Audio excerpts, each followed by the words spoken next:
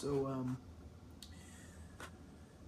it's another one of those videos where I'm just kind of thinking about stuff. It's not like an actual video where I'm doing I have like a program, which is kind of one like a bit of a rant, if you will, even though I'm not mad or anything. I just want to talk about some things.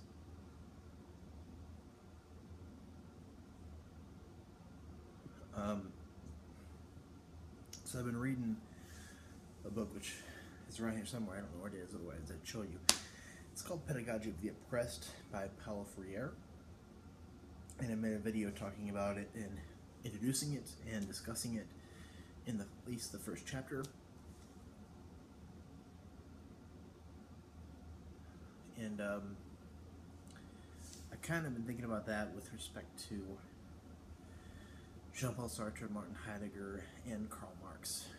So to briefly kind of get at what's going on in that book, it's a pedagogy of the oppressed because he's talking about how we need to teach those who have been oppressed and those who are oppressing that that freedom and liberation is what they want. He kind of is talking about this oppressor-oppressed contradiction, this paradox going on.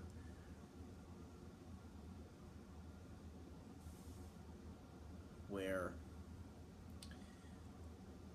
let's say that we're talking about the Native American Indians who were oppressed by the settlers, the European settlers, who, of course, are the reason why this nation, the USA, is the way it is today. My pipe went out. The Native Americans were oppressed, and are still constantly oppressed to this day, and that's how they, they've been moved around. They're having their homeland taken away, having resources taken away. They've been put on reservations, and even much worse than that. So Freire, that's probably a bad example, but Freire is talking about how people who are oppressed, exploited, and this kind of works for Marx's idea of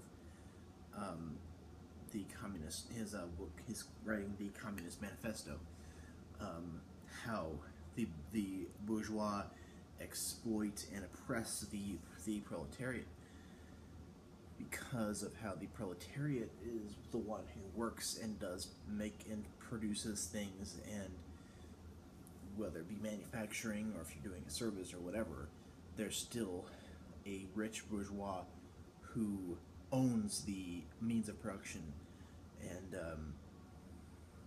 the proletarian is just the working person who gets a set compensation for their work. However, they don't own what they're producing, and oftentimes the proletarian is being compensated way less than fair for what they're doing. And Marx kind of talks about how that is estrangement of labor, or alienation of labor, and it's not just that the labor and what the proletarian is making or producing with that labor is being alienated or estranged from itself. It's a part of the proletarian himself is what is being alienated or estranged from himself. So it's almost a part of himself which is being diluted.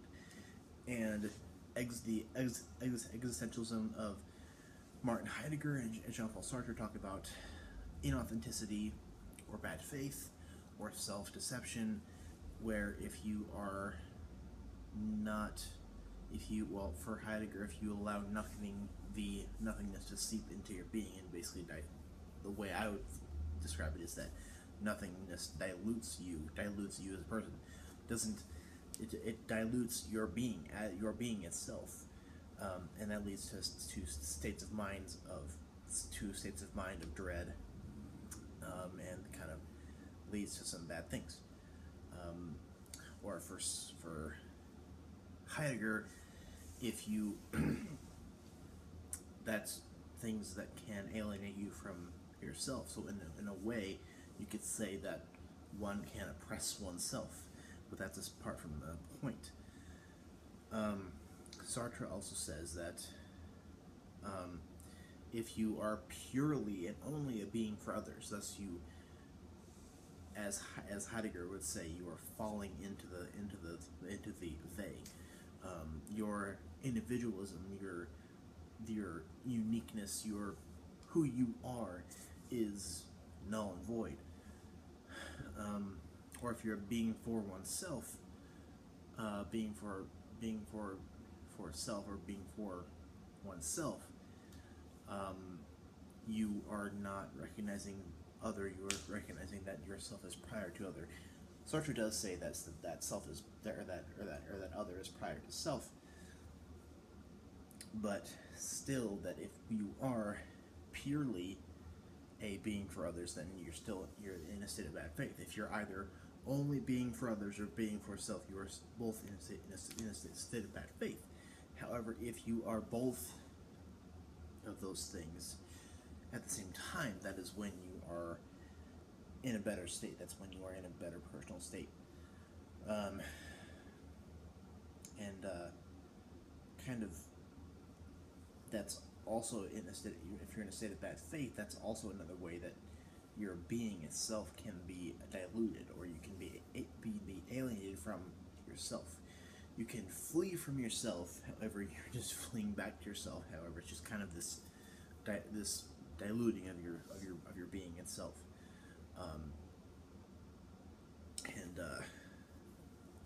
A lot of what's going on with Paulo Freire, is that the oppressed people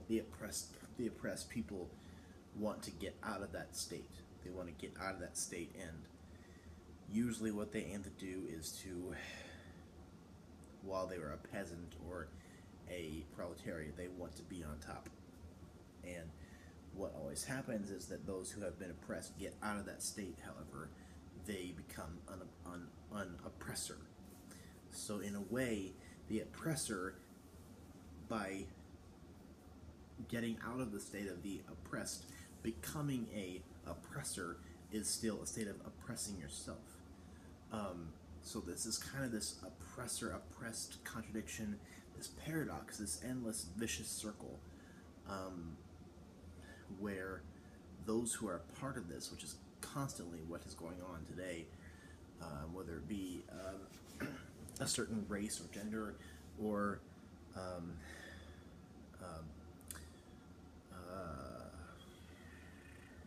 what's the word? Sexual preference, whatever it be about who you are that makes you oppressed. That's kind of what happens, is that those who are oppressed get out of that state, but only to become a oppressor of others, but also yourself. And thus, those who are oppressors are also oppressed. So you got this contradiction where those who are part of this big vicious circle are being diluted. Their very being is being diluted. Freire doesn't himself say it like that, but I'm thinking about Freire's pedagogy of the oppressed as a existentialism, in that the being of oneself is diluted and made much less real by this vicious circle of oppression. And same with Marx. I think that makes me think of Marx, makes me think of Heidegger, Sartre, and even de Beauvoir and Camus.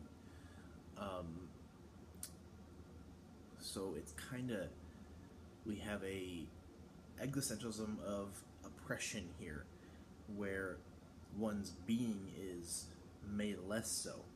One's being is diluted with non-being because of this vicious cycle of oppression. So I've kind of been thinking about this. Let me know what you think, or if you have any thoughts on this, or if you think I am thinking about this wrong or whatever. Comment below. Thank you.